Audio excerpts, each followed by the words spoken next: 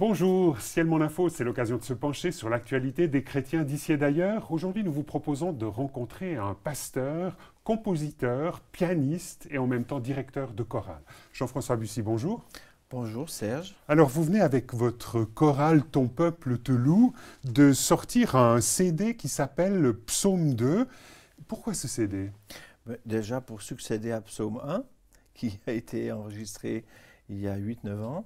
Donc vous vous êtes lancé dans une sorte de mise en musique de tous les psaumes de la Bible. Oh, peut-être pas tous les psaumes, parce que certains psaumes de lamentation seraient difficiles à mettre en musique, à moins d'entrer dans une démarche nettement triste et en mineur. Mais en tout cas, tous ceux qui génèrent un message positif et d'espoir, ceux-là me parlent et ils deviennent un chant. Concrètement, comment est-ce que vous vous y prenez? Vous lisez le psaume, vous vous mettez derrière votre piano et puis vous composez? Alors, on ne peut pas prendre rendez-vous avec l'inspiration. Elle vient ou elle ne vient pas. Et dans mes lectures personnelles, parfois, un psaume me chante, si je peux dire ça comme ça, dans la mesure où, dans ma lecture, tout d'un coup, une mélodie s'associe. Et c'est dans ces moments-là qu'il faut sauter sur l'occasion et puis mettre le texte avec ce que l'on ressent ou ce que l'on entend dans sa tête. Alors je vous propose de découvrir un de ces psaumes que vous avez mis en musique.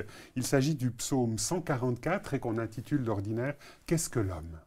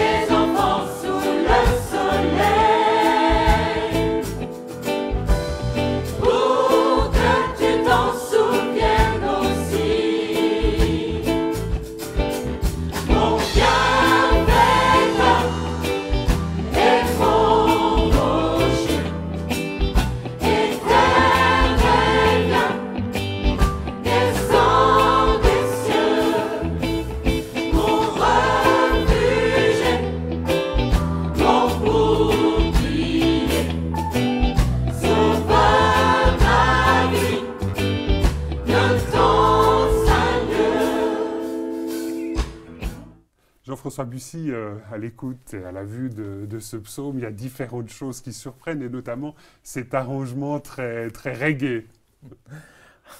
Bon, alors, d'emblée, je peux vous assurer que je n'avais rien fumé quand j'ai composé ce psaume-là, mais... Qu'est-ce qui fait que tout à coup un psaume se met à la sauce reggae? Mais peut-être aussi le fait d'avoir été confronté dans les jours qui précédaient à du reggae. Et peut-être que ça a nourri mon imaginaire, puis je l'ai transcrit ainsi. En tout cas, c'est peut-être parmi les différents psaumes que j'ai eu l'occasion d'écouter sur ce CD que vous sortez, celui qui m'a le plus emballé par son originalité. Ah, et Vous allez me dire pourquoi. Mais parce que finalement, c'est un type de musique qu'on ne voit pas très très souvent dans les milieux chrétiens en général, qu'on se permette de mettre, voilà, même le texte biblique à la sauce reggae. Mais pourquoi pas? Si on part du principe que la musique, c'est le langage de l'âme, parfois l'âme, elle a envie d'être un petit peu plus exotique que d'habitude. Vous êtes directeur de plusieurs chorales, de celle-ci notamment, qui est la chorale de votre église, Oui. de l'église dont vous êtes le pasteur, donc l'église de Réveil de Nyon, Voilà, qui se réunit au Cèdre, à Duillé. à Duillé, oui. Et vous travaillez avec cette chorale depuis longtemps? Oula, oui. Ça fait bientôt 20 ans, oui, que je travaille avec cet ensemble, qui est à géométrie variable. Parfois, pendant une certaine période, j'y ai associé des chanteurs de différentes églises de la région. Donc, Tempeu-Toulouse s'est transformé en chœur œcuménique. Puis, depuis quelques années, c'est plus centré sur les gens du Cèdre. Oui. Et c'est quelque chose qui est important dans votre ministère pastoral d'animer une chorale comme celle-là? Ben, c'est, je pense, lié à ce que je suis.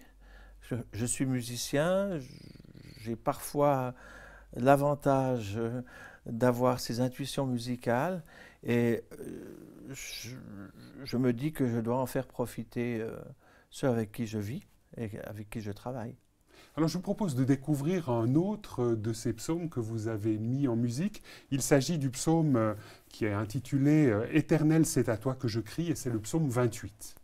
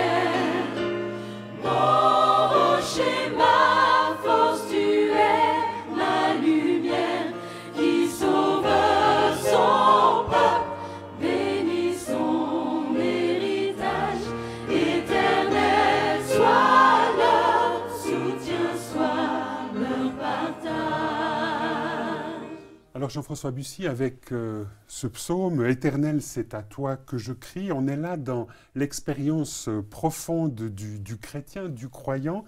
Est-ce que c'est quelque chose avec lequel vous vous êtes identifié facilement, crier vers Dieu dans une détresse?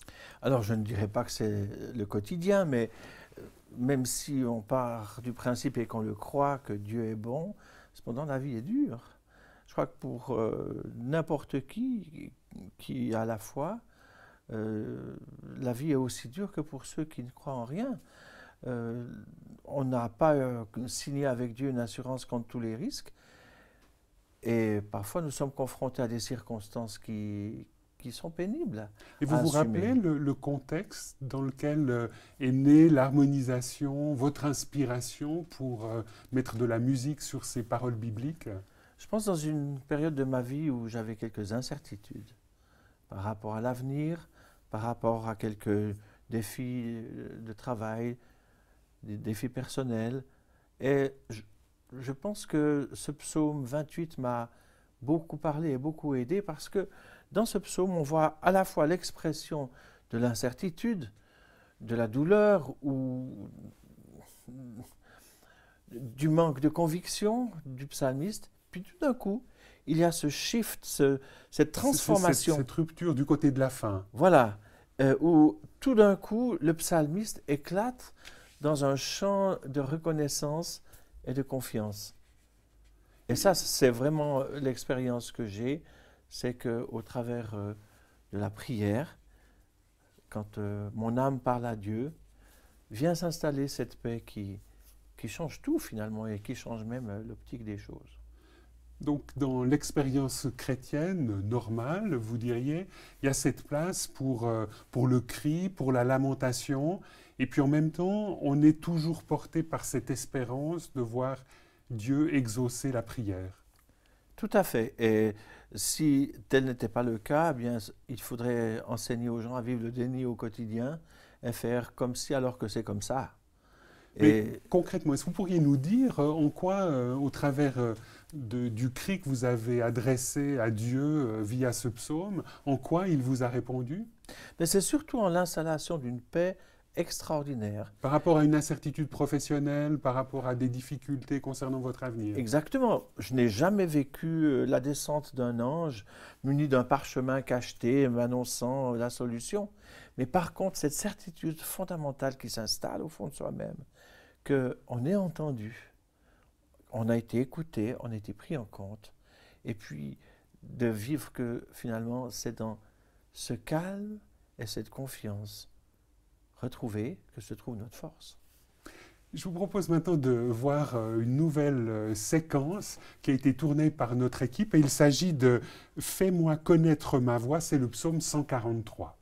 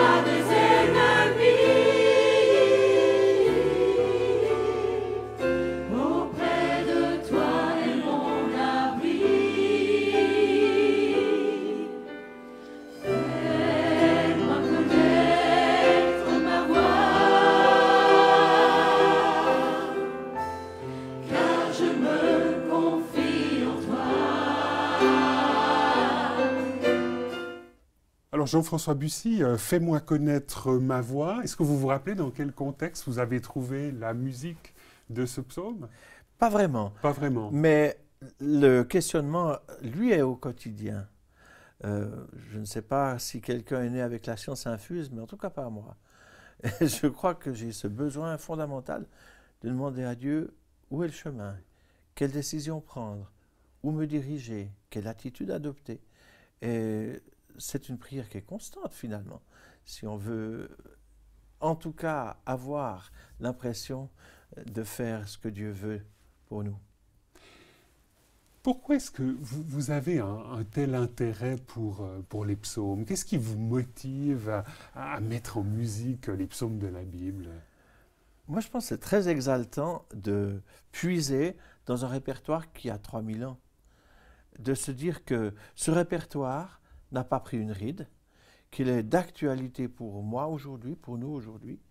Et donc finalement, l'expérience humaine fondamentale que retracent ces psaumes, elle est permanente. Elle est éternelle.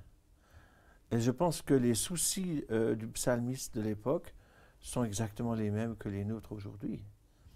Les préoccupations ou ces élans d'âme. Puis, les psaumes, finalement, dans les psaumes, il y a un psaume pour chaque situation de vie. Il y a des psaumes pour quand on est heureux, d'autres pour quand on est euphorique. Je pense à ceux qui impliquent tous les instruments Plutôt possible. du côté de la fin, Oui. psaume 150. Voilà, exactement. Il y a des psaumes pour quand on est dans le deuil, pour quand on est dans l'incertitude, même le désespoir. Donc il y a des psaumes pour chaque situation de vie. Et à ce titre, je pense qu'on a là une mine inépuisable pour composer. Comment est-ce que réagissent les membres de votre chorale quand vous leur proposez le chant des psaumes? Alors quand je leur présente une nouvelle composition, en général, ça génère des émotions. Et ça génère même des émotions avec larmes, parce que semble-t-il que leur âme réagit à ce que je viens d'écrire. Et pour moi, c'est le meilleur des salaires, quoi. C'est de me dire que ce que je viens de composer correspond à quelque chose de profond au fond de mes choristes. Est-ce que pour vous, en tant que pasteur, le fait de mettre en musique les psaumes, c'est vraiment l'occasion de mettre le texte biblique à disposition des membres de votre chorale, mais aussi des gens qui achèteraient votre CD? Bon, je vais être un petit peu cynique, mais j'ai l'impression que les gens lisent de moins en moins les textes bibliques. Alors c'est peut-être pour cela qu'un jour j'ai décidé de les faire chanter, en me disant que la musique étant, comme je l'ai dit, le langage de l'âme, la musique appliquée sur un texte fait que ce texte va pénétrer beaucoup plus profondément et plus facilement au fond. Et ça, vous avez des retours, les membres de votre chorale ou les gens qui achètent vos CD, vous le disent finalement en chantant, en ayant acheté ce CD, Psaume 2 par exemple, j'ai eu un texte biblique qui m'a habité vraiment profondément et qui a fait mouche dans une situation de vie particulière. Oui, alors, c'est régulier. Je prends particulièrement deux exemples au sein du chœur. Une personne du chœur est en traitement pour un cancer et elle m'a confié que ses psaumes au quotidien étaient une source extraordinaire de réconfort. Une autre personne qui a vécu un burn-out récemment et qui me disait « mais je suis porté par ces psaumes ». Donc, si je devais chercher une confirmation pour mon travail, bien, voilà, ce sont des exemples comme cela qui m'aident aussi à continuer. Alors je vous propose de découvrir une dernière chanson qui se trouve sur votre CD et qui s'intitule Seigneur notre Père.